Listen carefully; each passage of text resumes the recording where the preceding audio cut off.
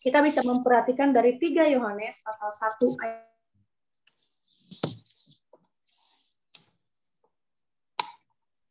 Dari penatua kepada Gayus yang kukasihi dalam kebenaran. Saudaraku yang kekasih, aku berdoa semoga engkau baik-baik saja.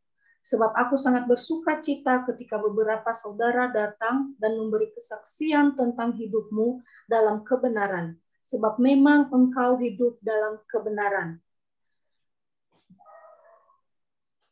Bagiku tidak ada sukacita yang lebih besar daripada mendengar bahwa anak-anakku hidup dalam kebenaran. Saudaraku yang kekasih, engkau bertindak sebagai orang percaya di mana engkau berbuat segala sesuatu untuk saudara-saudara, sekalipun mereka adalah orang-orang asing. Mereka telah memberi kesaksian di hadapan jemaat tentang kasih-Mu. Baik benar perbuatanmu jikalau engkau menolong mereka di dalam perjalanan mereka dengan suatu cara yang berkenan kepada Allah. Sebab karena namanya mereka telah berangkat dengan tidak menerima sesuatu pun dari orang-orang yang tidak mengenal Allah. Kita wajib menerima orang-orang yang demikian supaya kita boleh mengambil bagian dalam pekerjaan mereka untuk kebenaran. Aku telah menulis sedikit kepada jemaat, tetapi Diotrefes yang ingin menjadi orang terkemuka di antara mereka tidak mau mengakui kami. Karena itu, apabila aku datang, aku akan meminta perhatian atas segala perbuatan yang telah dilakukannya. Sebab ia melontarkan kata-kata yang kasar terhadap kami, dan belum merasa tidak mau menerima saudara-saudara yang datang, mereka dan mengucilkan orang-orang itu dari jemaat. Saudaraku yang kekasih, janganlah meniru yang jahat, melainkan yang baik. Barang siapa berbuat baik, ia berasal dari Allah, tetapi barang siapa berbuat jahat, ia tidak pernah melihat Allah. Tentang Demetrius, semua orang memberi kesaksian yang baik, malah kebenaran sendiri memberi kesaksian yang demikian. Dan kami juga memberi kesaksian yang baik tentang dia, dan engkau tahu bahwa kesaksian kami adalah benar. Banyak hal yang harus kutuliskan kepadamu, tetapi aku tidak mau menulis kepadamu dengan tinta dan pena. Aku harap segera berjumpa dengan engkau dan berbicara berhadapan muka. Damai sejahtera menyertai engkau, salam dari sahabatmu. Sampaikanlah salamku kepada sahabat-sahabat satu persatu. Bapak Ibu, kita sudah membaca bersama ya dari kitab 3 Yohanes pasal 1 ayatnya yang pertama sampai 13. Apakah yang menarik dari nats yang barusan kita baca pada pagi hari ini? Pada pagi hari ini saya mengambil sebuah tema yaitu pelayan yang memiliki iman yang konkret. Saya percaya bahwa setiap kita yang ikut doa pagi pada hari ini adalah orang percaya. Kenapa? Karena pada pagi hari ini kita datang memberi waktu untuk berdoa kepada Tuhan, untuk persekutuan bersama yang kita persembahkan kepada Allah kita, Allah yang Esa. Saya juga yakin kita semua yang persekutuan pada pagi hari ini adalah pelayan-pelayan Tuhan. Baik kita sebagai hamba Tuhan, baik kita sebagai penatua, diaken, atau bagaimanapun pekerjaan kita, misalnya kita sebagai pengusaha, pebisnis, atau kita sebagai guru di sekolah, atau dimanapun kita berada, apapun profesi kita, kita semua adalah sama, yaitu pelayan Tuhan. Sebagai orang percaya yang adalah pelayan Tuhan, kita tentu harus jadi saksi, menunjukkan gambaran Kristus lewat kehidupan kita. Pagi hari ini saya mengajak Bapak Ibu untuk melihat kembali bagaimana sikap seorang pelayan di dalam Tuhan, seperti yang telah kita baca di dalam 3 Yohanes ini tadi. Hanya sebagai status saja. Misalnya karena dia sebagai hamba Tuhan, maka dia pelayan. Atau sebagai penatua, atau sebagai diaken, maka dia disebut pelayan. Lalu bagaimana untuk kehidupannya? Apakah dia sudah mencirikan dia pelayan Tuhan? Maka pada pagi hari ini kita merenungkan 3 poin. Apa sih yang seharusnya dimiliki oleh pelayan yang memiliki iman yang Karena ketika iman kita hidup, maka perbuatan kita juga akan hidup. Poin yang pertama adalah yang saya lihat di sini. Yang pertama adalah mampu memberi keteladanan atau kesaksian hidup. Nah, di dalam ayat pertama sampai ayatnya yang keempat di sini, kita belajar keteladanan dari Gaius. Ya, ayat ini berisi pujian untuk Gaius dari penatua, yaitu Yohanes sendiri ya. Di sini Yohanes menyebut dirinya sebagai penatua, sama juga dengan di 2 Yohanes. Di sini Gaius tidak dijelaskan secara jelas, tetapi disimpulkan bahwa Gaius yang dimaksud adalah seorang pemuka agama atau seorang pemimpin di salah satu jemaat asuhan Yohanes yang hidup di dalam kebenaran. Dia memberikan bantuan, menolong, memberikan tumpangan kepada orang asing. Nah, 3 Yohanes ini diawali dengan salam yang berisi sebuah doa. Diawali dengan sebuah panggilan yang penuh kasih dari Yohanes. Saudaraku yang kekasih. Atau engkau yang terkasih di dalam Kristus. Di sini kita belajar bahwa seorang pelayan Tuhan yang ingin mendapatkan kasih harus menunjukkan itu sendiri terlebih dahulu.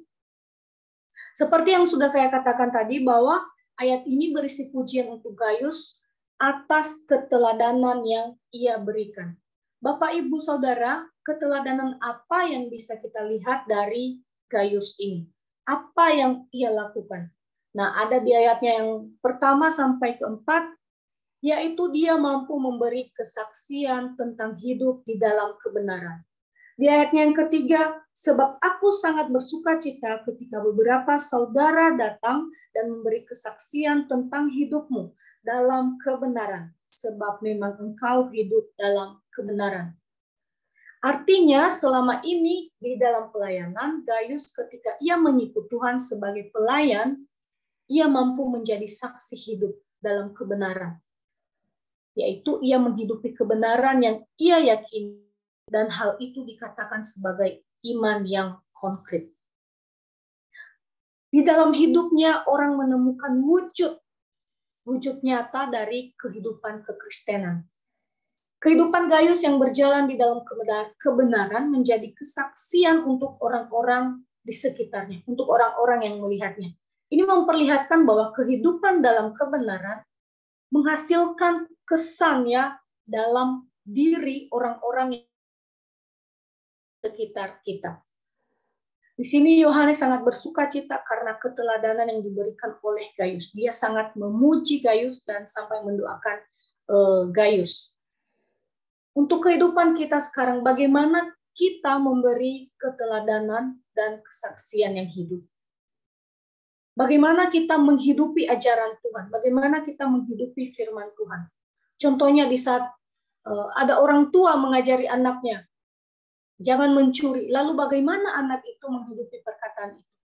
Kalau dia menghidupi ajaran itu, maka dia akan nurut, dia tidak akan mencuri. Tetapi ketika dia tidak menghidupinya, maka dia akan mencuri. Dia tidak akan menuruti apa yang diajarkan.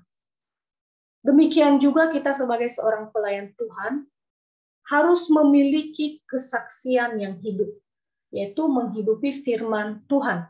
Atau kita mengerti terlebih dahulu akan perkataan Tuhan, sehingga dari firman ia mampu untuk menjadi saksi yang hidup. Saksi di dalam kebenaran firman Tuhan. Coba kita renungkan sebagai pelayan Tuhan, apakah kita sudah sungguh memberikan keteladanan dan kesaksian hidup bagi orang-orang yang ada di sekitar kita?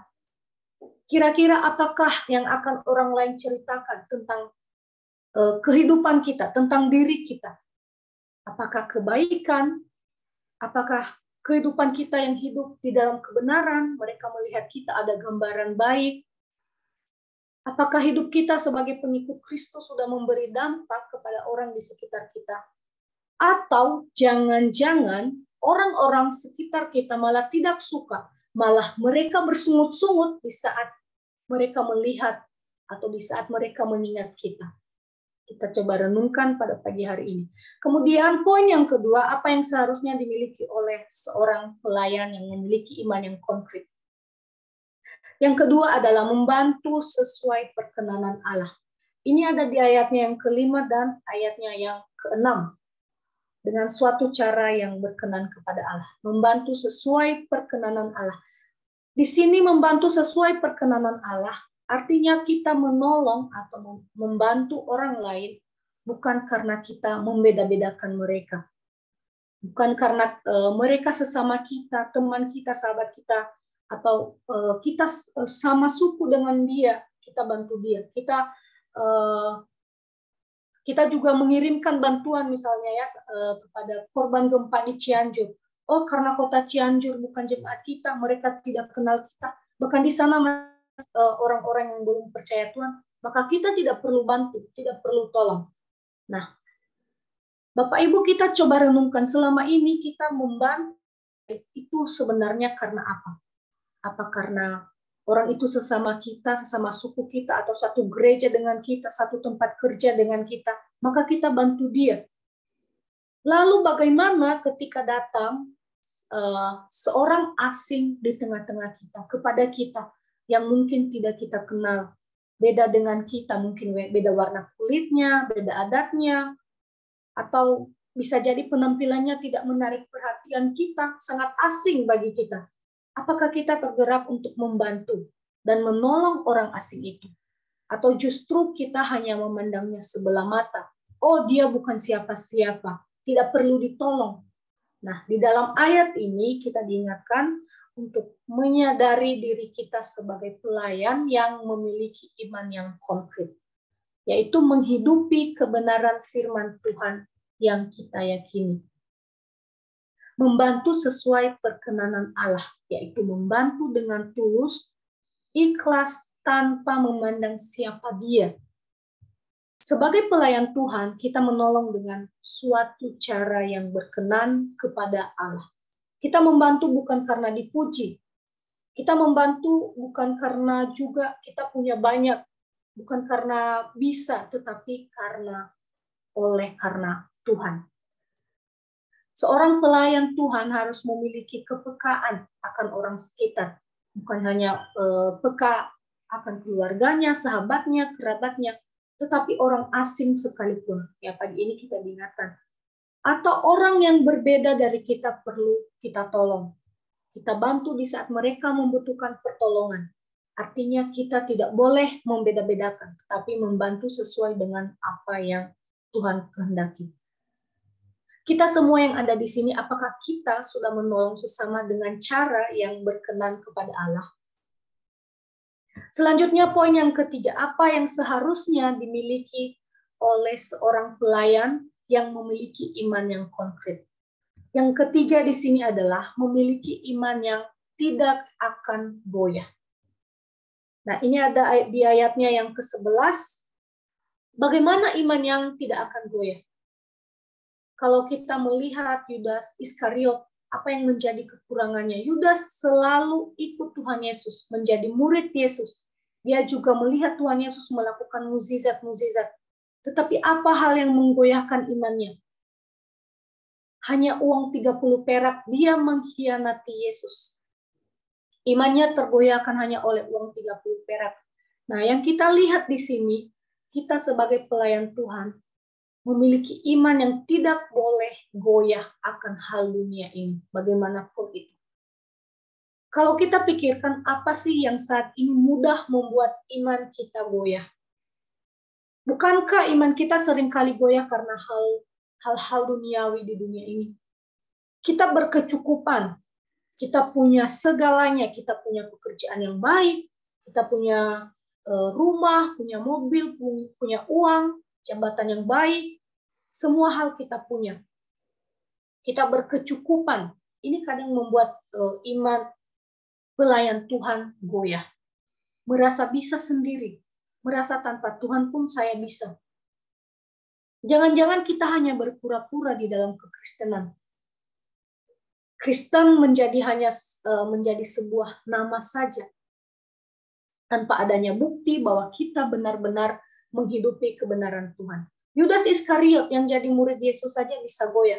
Kalau kita lihat Dia padahal melihat berbagai macam mukjizat yang dilakukan Tuhan, tetapi kenapa dia mengkhianati Yesus? Karena dia merasa belum cukup dengan kita. Apakah hal-hal yang kita temui di dunia ini kuat atau justru melemahkan iman kita? Lupakan Tuhan. Mungkin hari ini tidak berkekurangan seperti Yudas. Mungkin hari ini kita punya segalanya. Tetapi apakah kita sudah benar-benar mensyukuri dan merasakan bahwa setiap kecukupan yang kita punya hari ini adalah berasal dari Tuhan? Atau jangan-jangan kita malah melupakan Tuhan? Sudah terlalu nyaman, terlalu enak dengan hidup kita yang sekarang, sehingga lupa akan Tuhan Sang Pemberi berkat itu. Kita berkata bahwa kita orang Kristen, kita setiap hari Minggu ke gereja, kita beribadah, tetapi tidak ada pertumbuhan rohani. Karena apa? Karena tidak menghidupi iman yang konkret. Jangan-jangan hanyalah kepura-puraan, hanya menjadi status di KTP. Kita renungkan bagaimana iman kita kepada Tuhan. Kita sudah belajar merenungkan 3 poin bagaimana sikap seorang pelayan yang memiliki iman yang konkret ini. Apakah setiap kita yang hadir pada pagi hari ini sudah memiliki ketiga sikap hal tersebut? Sikap pelayan Tuhan yang memiliki iman yang konkret. Pagi ini kita diingatkan, kita harus mampu memberi keteladanan yang baik dan kesaksian yang hidup bagi orang-orang di sekitar kita. Bukan setengah-setengah, atau tidak hanya pas hari Minggu saja kita bersaksi, kita memberi teladan, tetapi setiap saat di dalam kehidupan kita selalu memancarkan kasih Tuhan untuk menjadi saksi di tengah-tengah dunia ini. Pelayan yang memiliki iman yang nyata juga dibuktikan dengan caranya peka dan melihat atau membantu orang lain sesuai perkenanan Allah dan memiliki iman yang tidak akan pernah goyah. Kiranya kita boleh terus menjadi berkat dimanapun kita berada dan menyaksikan Kristus di dalam kehidupan kita. Amin. Dengan kasih minta Mus Andi untuk berdoa.